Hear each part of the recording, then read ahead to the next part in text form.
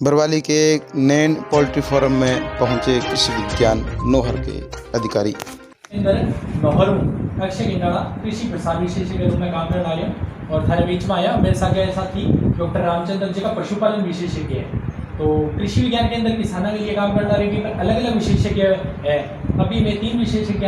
जगह में 2 विशेषज्ञ है थारे बीच में, एक विशेषज्ञ नोर है जगह फसला है बिंग सागे उद्यान विभाग का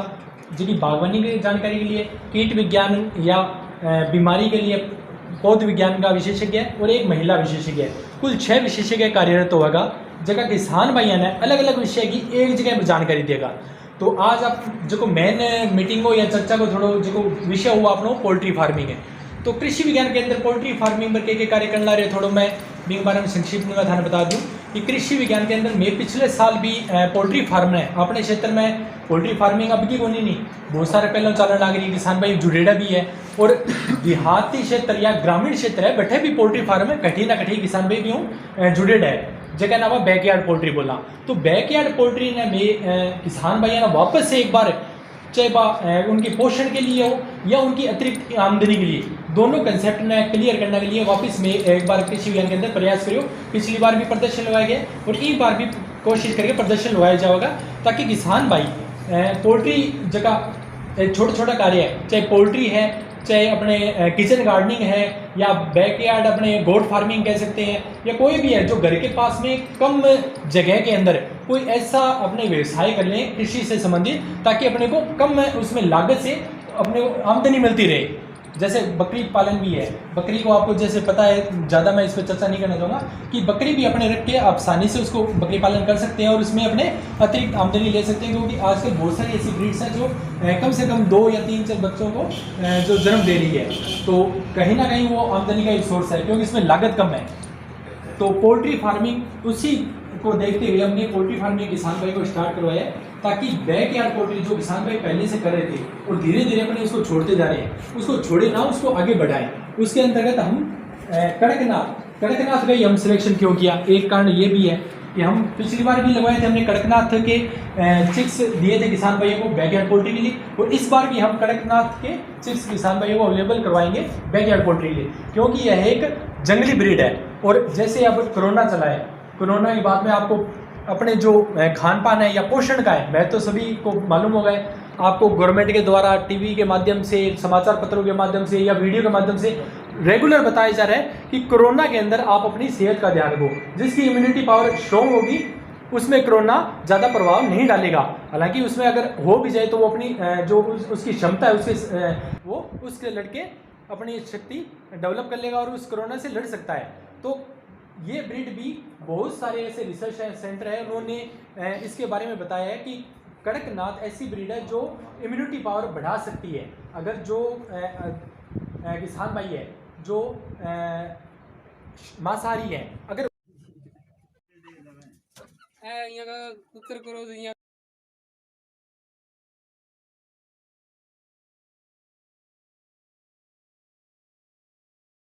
मांसाहारी नहीं होते हो सकता है शाकाहारी भी होते हैं तो उसके भी बहुत सारे अल्टरनेटिव है परंतु अपने बात आज पोल्ट्री फार्मिंग ही करें तो इसलिए मैं उसका ही बताना चाहूँगा। अंडे या मांसाहारी हो तो वो पोल्ट्री फार्मिंग में कड़कनाथ ब्रीड को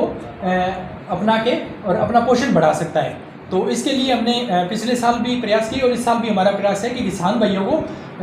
20 चिक्स अगर हम हमारा जो डेमोन्स्ट्रेशन का है अगर उसमें एक दिन के हम चिक्स देंगे तो उसमें संख्या 20 रहती है। और अगर चिक्स की एज में डिफरेंस हो कि पिछली बार हमने जो पोल्ट्री फार्मिंग की उसमें कुछ समस्याएं आई थी कि हमने एक दिन के चिक्स दिए तो उनमें मोर्टिलिटी हुई। हालांकि अब जब भी अपने एक 1 डे और चिक्स छोटी उम्र का बच्चा कहेंगे चिक्स मतलब बच्चा चूचा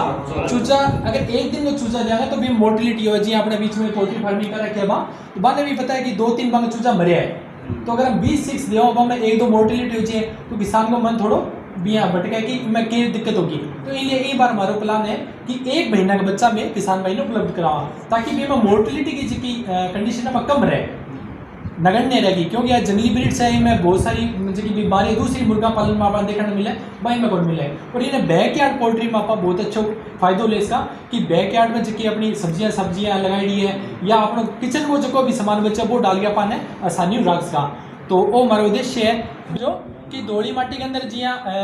बेर है या नींबू है किन्नू एक नहीं चलेगा। अगर आप स्टार्टिंग में क्या करा कि किसान भाई बिना मिट्टी जांच करवाए बागवानी कर ले और अपनी मृदा जिया जगह बोला आप शाल्टी मृदा या दूसरी कैल्शियम वाली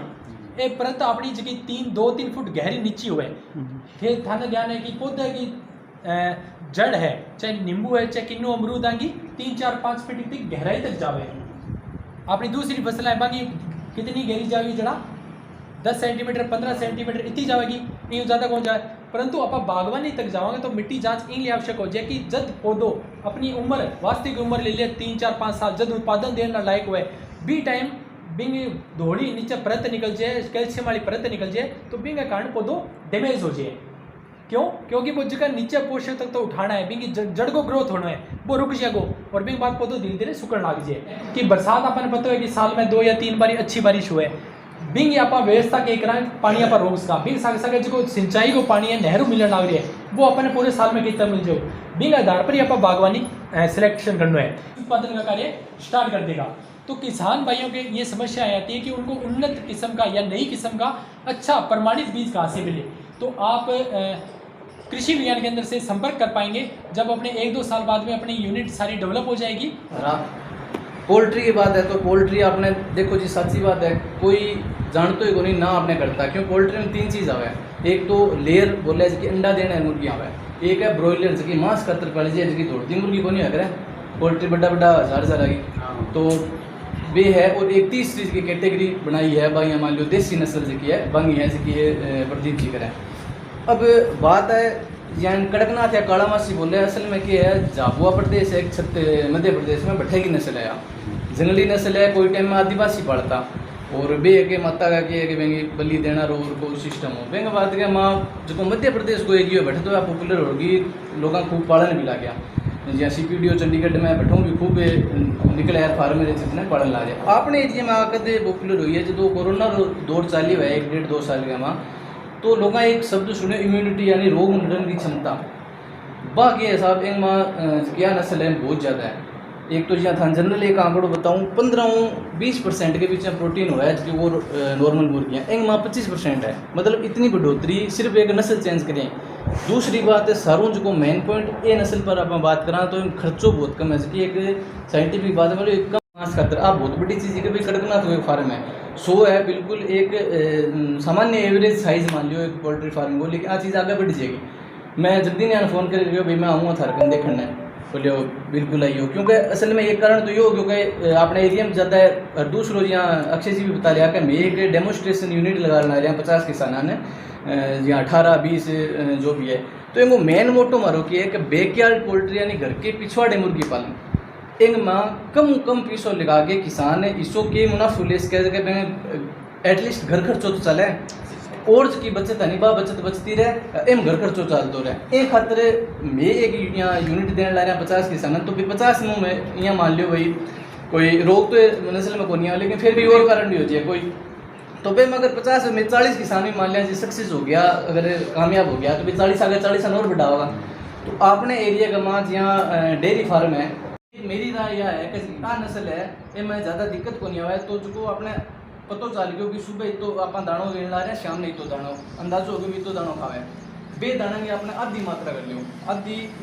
प्रदीप बोलो सुनो आधी मात्रा से सुबह गिर दियो तो 11-12 बजे का दोपहर को टाइम है बेम जी अभी माहित ज्ञान ला जाए कहाँ से है और है मान लियो बे चीज़ा की सब्जी का बच्चे डाल टुकड़ा और बे चीज़ा डालो बेन तो एक तो बेन की एक्स्ट्रा जरूरत है नहीं बे मिल जाएगी बेन और जो दाना में खर्चो चलना रहे वो भी आध हो जाए कम हो जाए इनपुट कम देगा आप आउटपुट ले फिर तो अपना फायदा। अब तीसरी चीज़ की है मेन बीमारी आप गा भैंसा सुन लिया जहाँ मुहा वाण ला रही है गड़ू घंटू वाण ला रही है क्योंकि अपने देसी काम में भी आ जाए पशु आप कई सालों पालन ला रहे हैं आ चीज़ की नहीं है तो इन बारे में आप सुन भी कौन रखे वहाँ। तो 1-2 बीमारियाँ हैं असल में कि हम ज़्यादा करके वायरस सुन चुकी होना रही बीमारियाँ भी ज़्यादा है वायरस से बैक्टीरिया भी है थोड़ी बहुत और कुछ की है कि जहाँ कोक्सीडियोसिस नाम की हुआ है कि परजीवी जगह हुआ निभाने कारण पेट का में कीड़ा वगैरह हो जाए तो एंगे माँ वायरस की होना रही है मैन जी मरेक्स डिजीज़ बोले एक दूसरी चीज़ की मैन सारों खतरनाक बीमारी है रानी खेत रोग हुआ है।